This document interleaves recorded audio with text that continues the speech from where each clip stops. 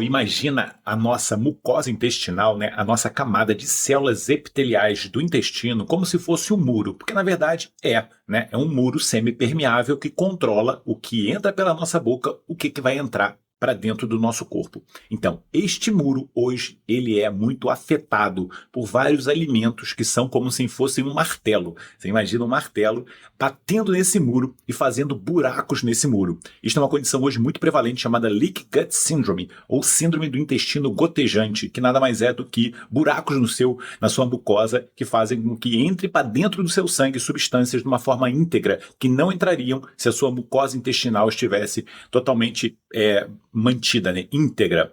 Eu falo como se fosse um coador de café. Um coador de café cheio de buracos, depois o seu café vai ter um monte de borras e isso não é bom para o seu café.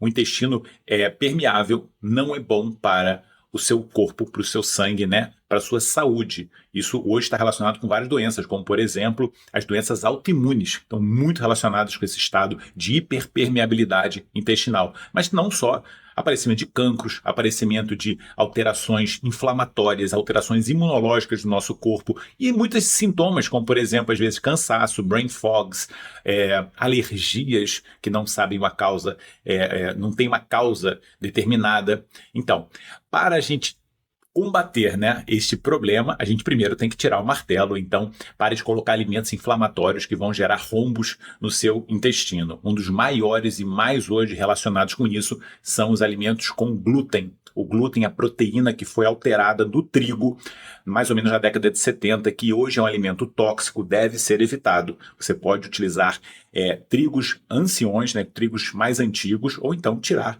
esses alimentos da sua vida, porque não fazem falta nenhuma. E se a gente quisesse corrigir essa mucosa, né, então além de tirar o martelo, a gente tem que colocar como se fosse o cimento, o reboco, para revestir a mucosa de uma forma saudável. E aí, por exemplo, a gente pode utilizar a glutamina. Talvez esse seja o melhor revestimento, a substância com a maior capacidade de ajudar a reestruturar a nossa mucosa intestinal, porque a glutamina ela é o combustível para os enterócitos, para os colonócitos, que são as células que vão reestruturar a nossa mucosa, o nosso muro. Então, recomendo aqui, por exemplo, a glutamina da MJS, chamado Aliglutil, porque a composição é uma glutamina de alta qualidade e só tem isso como ingrediente, não tem mais nada, só tem glutamina. Muito cuidado com a composição dos alimentos, porque muitas vezes, né, dos suplementos, aliás, porque muitas vezes a gente tem ali substâncias que não têm a menor necessidade de estar na composição e muitas vezes essas substâncias elas são prejudiciais. Por incrível que pareça, eu já vi no mercado glutaminas com sucralose.